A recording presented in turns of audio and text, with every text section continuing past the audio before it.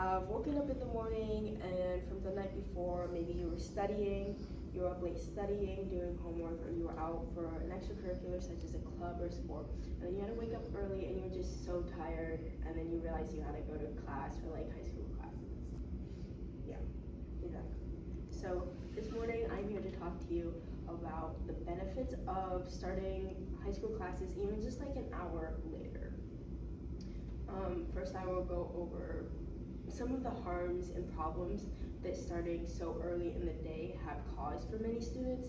Then I will go into some of the reasons, even with the extensive research, why schools have continued in starting early. And then I will go into some solutions people can take and forms of actions. So first main point.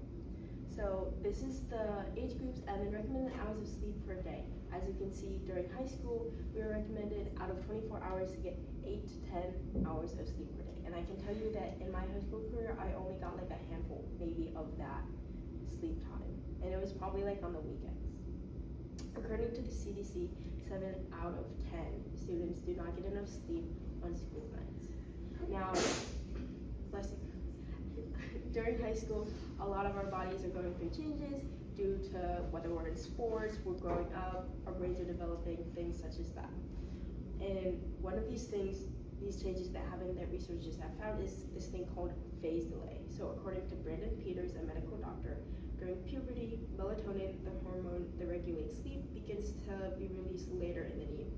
This delays the body's natural cue to prepare for sleep. So basically what this is saying is when kids are trying to go to sleep and they're going through phase delay, it's harder for them to fall asleep later.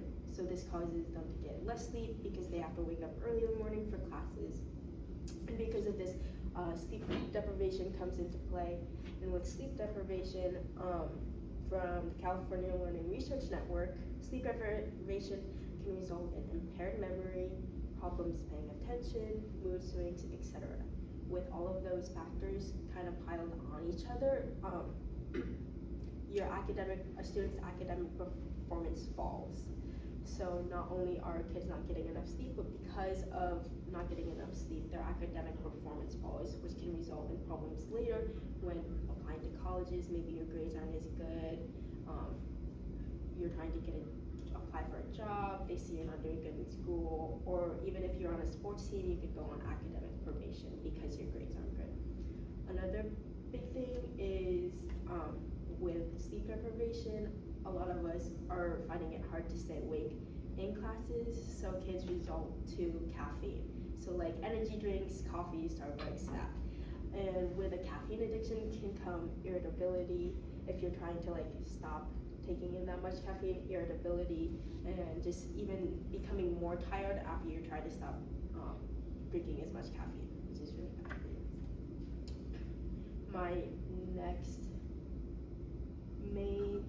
My next sub-point is also kind of the health problems that can come with starting early. From Stanford Medicine News Center, sleep is believed to regulate emotions, and its deprivation is the underlying component of many mood disorders such as anxiety, depression, and bipolar disorder.